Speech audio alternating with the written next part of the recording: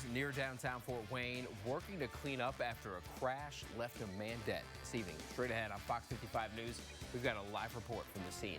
And the family of Jawan Benson is reacting tonight after they saw body cam footage from when police shot and killed their loved one on Purdue Fort Wayne's campus. Why they say that shooting was not justified. Plus, an investigation ongoing what authorities say were human remains has an unexpected ending. We'll explain those findings. Fox 55 News first at 10 starts right now. The area's only primetime local newscast. This is Fox 55 News, first at 10. Good evening, everyone, and thank you so much for joining us. I'm Brian Miller. We start off with this horrific scene tonight. The story's still developing as Fort Wayne police tell us one person died after a 3-car crash. This happened just before 7:30 tonight near South Clinton and East William Street. We begin live tonight with Fox 55's Troyce Grant, who's there on scene. Let us know what police are saying about this crash at this hour. Troyce. Yeah, Brian, as you can see, this is still a very active scene right now. Now, I've been out here for a little more than 2 hours, and this is the most movement I've seen all night. So what we do know, like you said, one person is dead. They have not confirmed the gender of that person yet, but they did say it is an adult. That adult was confirmed dead at the scene. Now, I'm going to take a step away from the camera just to show you what's happening at the moment. So as we can see, they're still just removing some of the vehicles from that crash. Now, it wasn't until after 9 p.m. when the coroner actually got here to remove the body from one of the cars. And when officers arrived here a little after 7 p.m., the other drivers were taken to the hospital. One person has minor injuries, and another person, they said, is stable. Basically what happened is what I was told is 2 cars were driving opposite going east and west before they crashed into each other and colliding with that 3rd car.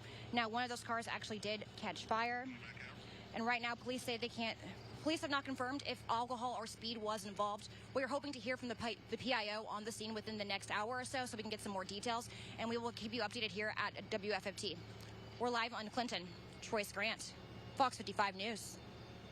All right, thank you for that update, Troyce. It was back on July 30th when Fort Wayne police shot and killed Jawan Benson. This was on the campus of Purdue Fort Wayne after officers say he refused their orders.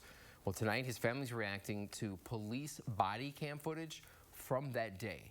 They were able to view it. So far, no one else has. They say, though, after watching it, the shooting wasn't justified.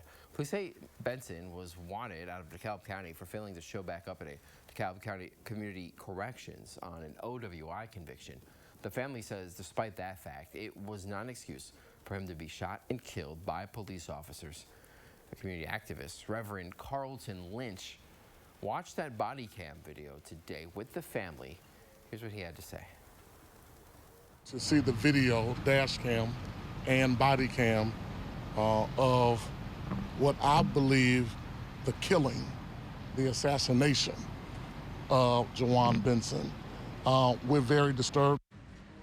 Now, police showed the video to Jawan Benson's family, who came from North Carolina and also from Michigan, to see that footage.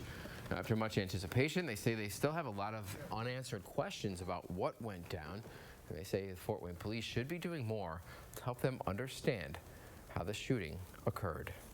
The Fort Wayne Police Department and the Allen County Coroner's Office wrapped up an investigation into bones they found yesterday. The conclusion, they're not human after all. Contractors found those bones Monday morning here in this area at a vacant home on Summit Street. They were working on the foundation when they discovered the bones. At the time, the crew said they thought they could be human remains. The department's still not sure what kind of animal they belong to, but confirmed they don't belong to a human. New Haven police arrested a 20-year-old man last night, saying he was caught doing donuts and causing damage to the newly paved parking lot at New Haven High School. He's accused of doing so after hours. Police charged this man, Colton Keeler, here on your screen. He's facing 2 counts of criminal mischief. According to a probable cause affidavit, Keeler was doing burnouts in a red Toyota Camry, sliding the car using cutting boards. The document says there's also several tire marks and gouges in the pavement. If you've got more about these stories, you can stay up to date on the very latest happening here in our community at WFFT.com. You can also download the free Fox 55 News app. All right, we are getting toward the end of August. We're inching a little bit closer to it, and We're starting to feel like we're already in September here, at least tonight. Here's Chief Meteorologist Beverly Perry with an update. Yeah, it's certainly shaping up to be a chilly night across northeast Indiana and northwest Ohio. Right now, we do have a clear sky overhead. We'll have a few high clouds trickle in, especially over the course of the next couple of hours. But overall, you're still going to be able to see the moon and the stars out there. But look at our current temperatures at 10 o'clock, just shortly after, shall I say. It's 58. Right now in Columbia City, 59 in Fort Wayne, about 57 already in Angola, and we're matching that in Huntington. As you get ready to hit the door come tomorrow morning, of course, grab the sunglasses, but you might also want the sweatshirt. Right around 8 o'clock in the morning, many of us will be starting off in the 40s and the lower 50s. If you're not a fan of these cooler temperatures, don't worry. We do have some warmth returning, and I'll let you know when in your hometown forecast.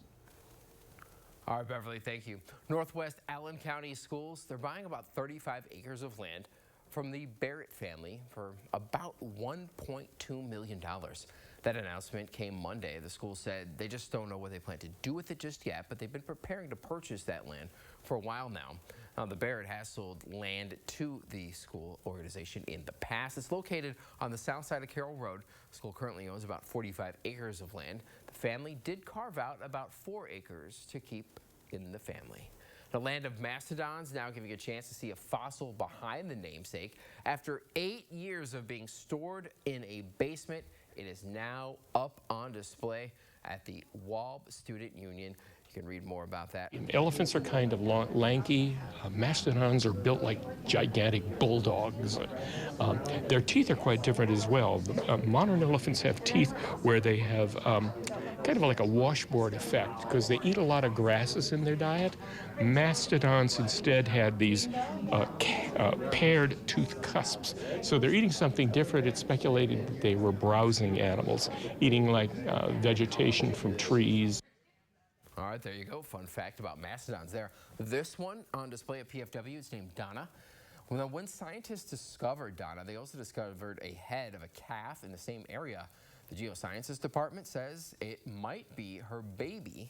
It's a male calf, and they named him Edgar. A new Italian steak and seafood restaurant is headed to the heart of downtown Fort Wayne. Amore, the latest addition for the Pearl here in the Summit City. Fort Wayne City Council approved the restaurant's liquor license back on August 13th. It's one of 3 restaurants now at the Pearl that'll join Ducky's and Crescendo Coffee and Cafe. That is set to open in November. CityLink's now considering some changes to price and policy for next year, and they want to hear your opinion about it before they do it. They're hosting some public sessions to hear public comment a week from today. That event will run from 11:30 to 1:30, and on the same day from 6 until 8. That's happening at the Public Library's downtown location. Then coming up on September 3rd, they will have another event. We've got details on that up on our website. And coming up, you'll have day 2 of the Democratic National Convention underway right now. We've got the names on tap for tonight and the main messages from the party.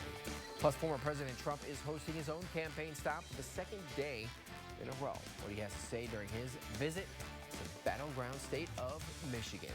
And then, flying high in Steuben County. We'll let you know how kids are taking to the skies and when they'll have a chance to do it again. That's coming up in tonight's Foods Who Care.